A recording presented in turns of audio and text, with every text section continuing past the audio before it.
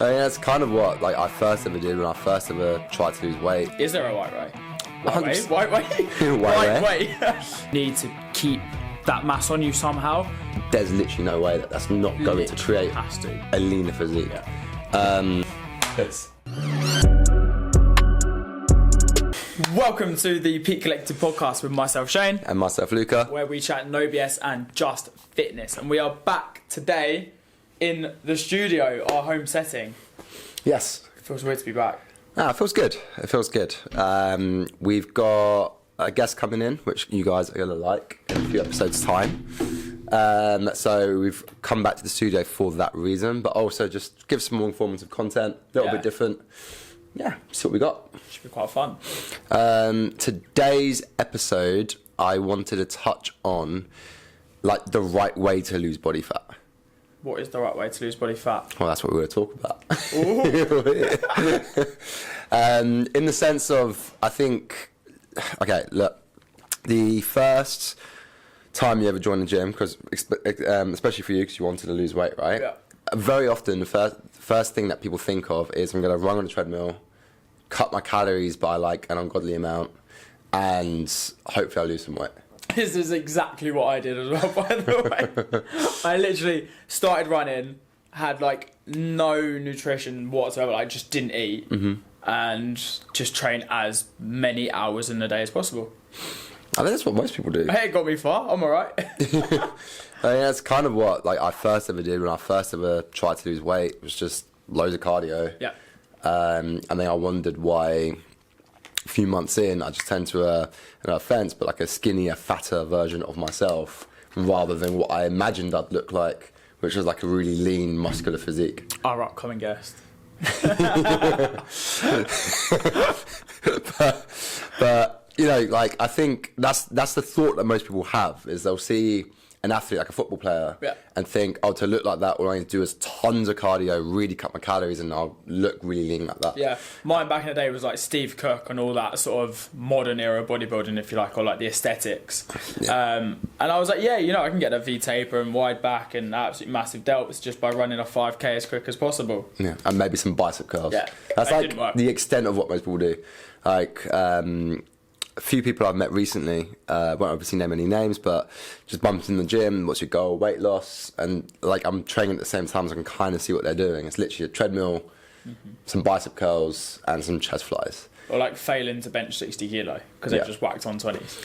And I think today what we really want to concentrate on is, what is the right way? Is there a right way? White way? 100%. White way? White way. And cardio does come into play, but I think it's highly overrated as the sole means of trying to lose body fat. 100%. For example, what would be your first go-to thing? So say, for example, you've got 3 months to lose, 10 kg, let's just say. Maybe less, maybe more, but give or take. What would be your first thing you're going to do before you even think of the way you're training?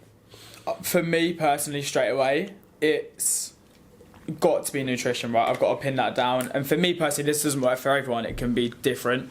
In my maintenance or even slight bulk, if you like, I try not to get too heavy. I'd first look at dropping my fats, because if I want to get heavy or maintain, I'll whack them up. And then cutting down, I look at my fats. But then the whole bracket is nutrition. Yeah. Exactly what I want to touch on is, I think, if you look at the people that know the right way of losing weight, the first thing we're going to do is just, what are you eating? Yeah. And I think we mentioned this way back in episode 2 when we did the whole nutrition episode, is just, what are you eating currently to maintain the weight that you currently are? If you're, let's say, 200 pounds and you want to get down to 170, so you've got 30 pounds to lose, but there's obviously a reason as to why you weigh that much, right? A lot of it's going to be the nutrition, but it is going to come down to some activity as well. Yeah. But I don't know, maybe you're eating 3,000 calories a day. That's something we need to change. Just start dropping that fat off. Especially if you are a gym goer already. You can be really heavy but still be sort of an athlete. Or, I know a lot of big guys that do CrossFit and they weigh 20 kilo more than I do. Yeah. They still eat a lot more, but they might not be as mobile or as fit, blah, blah, blah. So then, again, if you're going to look at nutrition, or I'm going to up the amount I'm training, they're probably not going to up the amount of training. It's always going to be nutrition first. And this is where the next point that goes wrong, right? So let's say, for example, let's create like an avatar. So someone that's 200 pounds trying to get down to 170. Their first protocol is, okay, I'm eating 3,000 calories a day. What does this person generally do? Like the general mass. So I'm going to go 3,000. I'll go down to 1,900. Yeah. Straight away. All the time. The biggest issue with this is we got to think about your body as, let's take away like water weight, skeleton, and everything else, but just think on muscle and fat. If we're looking at it cutting down straight to 1,900, one of the first responses that's going to look at is losing muscle and fat, which we don't want to do. If you want to look at like a leaner version of yourself, we don't want to lose too much muscle. No, you want to keep as much muscle mass on that frame as possible. No. So I'm much more of a fan of a slower, when it comes to the nutrition side, a slower cut. Say it was 3,000, why don't we start at 2,700 and just see how things go for the next week or so? Yeah, it's got to be like a little taper, right? I wouldn't even say a week or so. I'd say like 2 to 3 weeks and then drop it post from then, because you need your body to get that high actual response from coming down on the nutrition. Because just for 5-6 days, lowering 200 calories, you're probably not going to see that much of a change. But you do it for 3 weeks and create a habit with it. It's then also easier to go from 2.7 to 2.5. But if you've only done it for a week and then you're going back down to 2.5 again, you're now dropping really quick. Yeah, so I think it really is just a really low, slow, almost like taper fade, if you like, down with the nutrition. And that works on the flip side as well. Yeah, and with that, obviously, we're not just looking at the calories. It would also be, like you said, it's also going to be what they're eating at the same time, right? So yeah, that's the next part. If they were having 3,000 calories of McDonald's, Coke, and I don't know, whatever else, pasties, then great choice. Yeah, all actually pretty different choices. What choice? Whatever, right? Is okay. Why don't we try and change some of the components in that food to try and actually get, you know, the stereotypical, but some sort of lean protein source, some good carbs, and some good fats in each meal, basically. Just better quality food with what you're eating first, and just as well. Slowly decrease. Cool. So we've got the nutrition side. The next would be the training, right? Yeah. My first response with any client trying to lose weight, it may annoy some of you, it may not, but it isn't cardio. I don't straight go to cardio. I look at just general activity. So the first response for me is, okay, we need to try and maintain or build as much muscle mass as we can during trying to lose fat, so that we keep the muscle from going along with the fat. But also secondly is we're actually trying to increase your metabolism by increasing that muscle mass at the same time. So strength training, I say minimum 2 to up to like 4 times a week would be like 100%. The next thing. Yeah, definitely. Especially like you said, is when you get to your leaner frame, if you still want to have a nice shape and look good, and you know you don't want to look skinny, fat or lethargic or skin and bone, if you like, you need to keep that mass on you somehow. So I think the strength training has to be in there at a very good level. I'd say 2 minimal if you're pushing it, but I think up to the 4 or 5 times a week is probably on a better scale. I would, however, also incorporate the cardio side, which I'm sure you're going to go into as well. Yeah, cool. But before even that, I would just say increase your NEAT calories, which sounds crazy because most people are like, oh, you can't do that because they're obviously non-exercise, blah, blah. Well, you can. Park further away at the shopping. Like, you park up at Tesco's, don't park right outside the storefront, go all the way around the back, you double, tripled your steps. Do you know what I mean? Just little things like that. Take the stairs instead of the lift. Like, it sounds cringe and cliche, but they're all parts of activity that you're not doing currently. And it adds up. 100%. That was literally the next step I was going to talk about is increasing just general activity, like your NEAT calories, as you'd call it. So, like you said, parking further away, but also what I would look at is cycling to work. If you live, I don't know, just a few miles away from your work, rather than driving there every day. I've literally done this with a client just recently and lost a good amount of weight. Just cycle every single day to work and back. I get when it's icy and snowy, but when it's not, one, you're just going to get way more calorie burn from that. So two, it's just a bit nicer than actually sitting in traffic all the time. 100%. Or even like just get your daily steps in, whether that's on the treadmill before and after your workout, or you can go around the office block if you're in London or wherever and you're on a lunch break.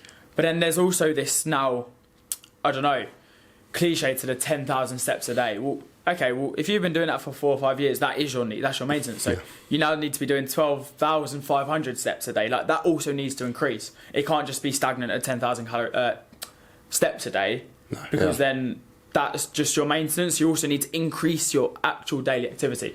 If you're only doing 40 steps a day and you work from home, yes, aim for 7 to 10,000 first. But if you're doing that anyway, then you still need to start. I think that's something that people don't talk about enough. No. The amount of people I talk to when they are overweight is they're hitting the 10,000, 12,000, 13,000 steps a day. They're like, cool, so we need to actually increase your activity generally. Very often what it is okay, they've got a job where they're doing that, but then very often with these people, it's also to do now much more so with their nutrition and lack of muscle mass, actually trying to pack on some muscle. 100%. You get a variety of different people. It's very rare that someone's like doing all three like at a time and not losing weight. You know, it's extremely rare. If someone's just come in, again, that avatar, 200 pounds, wants to lose 30 pounds, never done anything, at least, let's say he's 40 years old, hasn't done it since he was about 20 years old, right?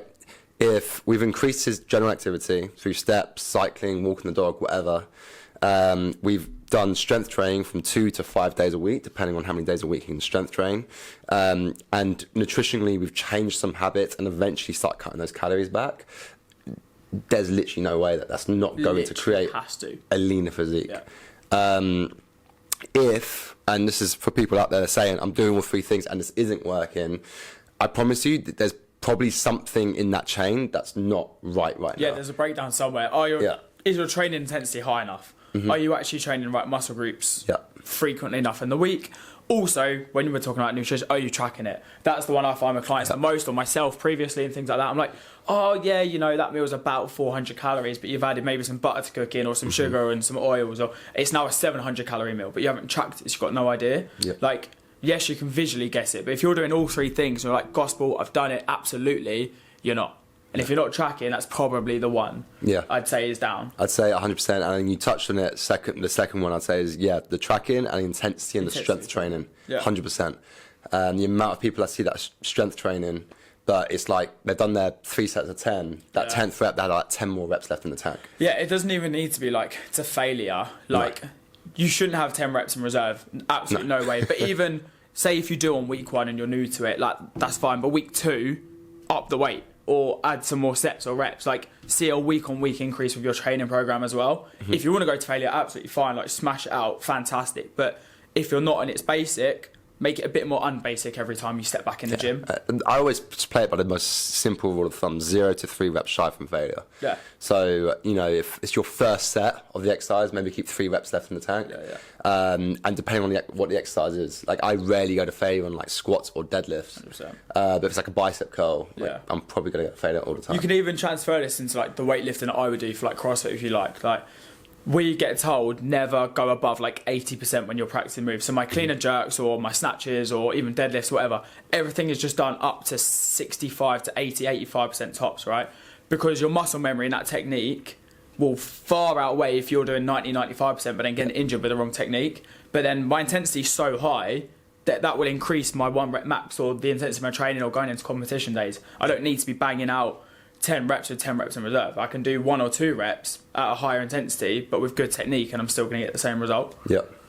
I'd say with that, it's going to be quite similar to powerlifting, where you know they're very rarely going to be doing an actual 1 rep max. Like you barely ever do it. No, but like you said, it's the volume of doing those exercises so frequently at a good amount of intensity that when you get to doing the 1 rep or get to doing like 3 reps, you've actually become stronger just from the sheer volume and intensity of doing those exercises.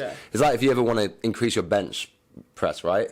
Like, there's no point of just doing it once a week. If you just do it once a week, you're not going to get that strong at it. It's got to be at least like 2-3 times a week. But then with that, we're not maxing that out. No. That's what I was going to say. So even when I'm like S&C coaching or just strength training for normal individuals, it's normally just around 75%. So it'll be like 4 sets of 8 at 75% of like a testing max or their last block they did with me.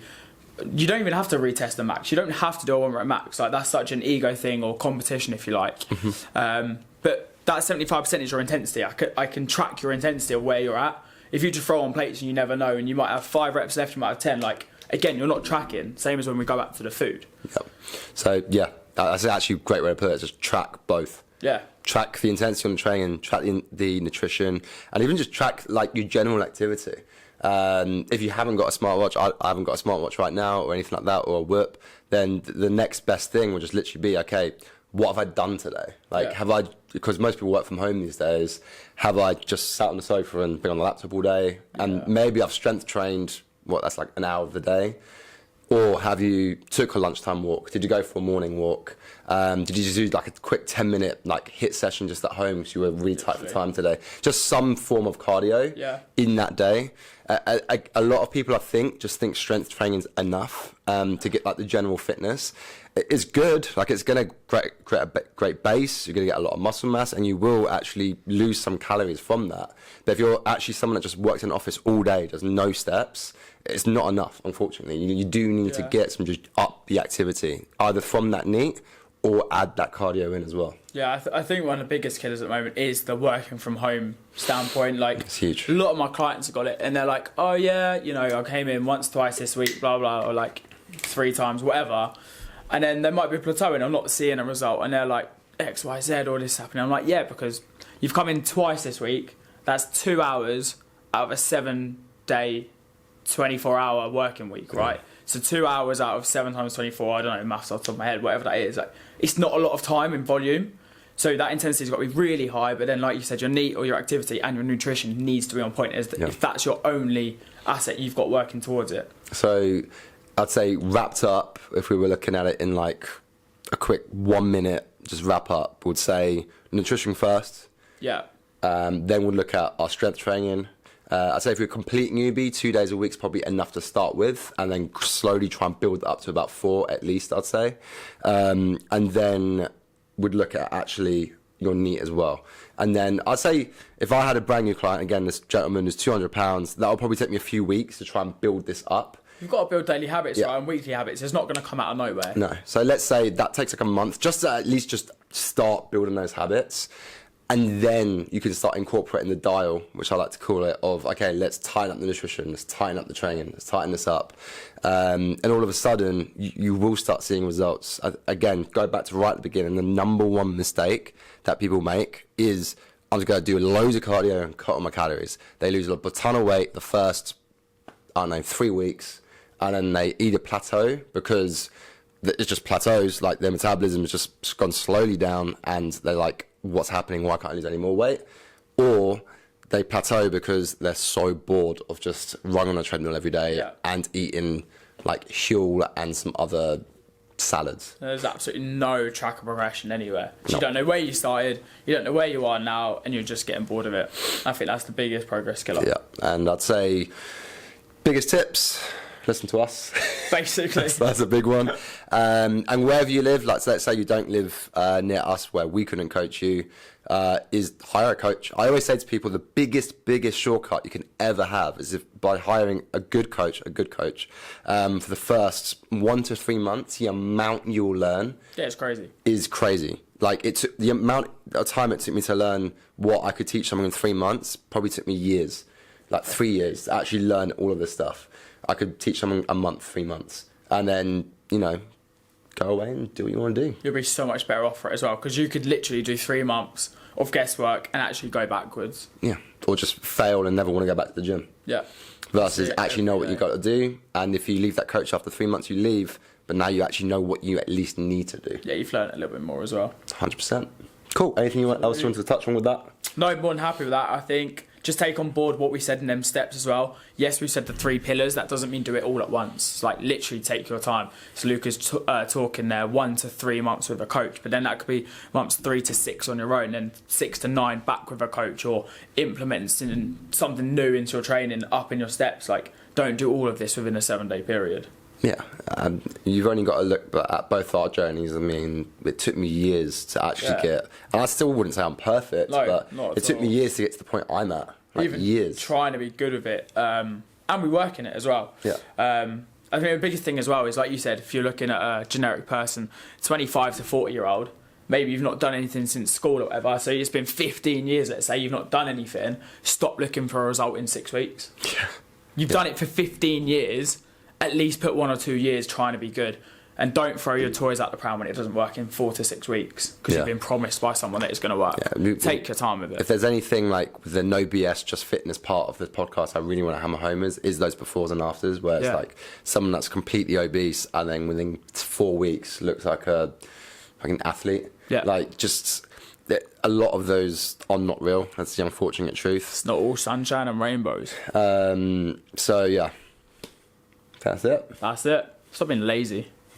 Yes. Sound.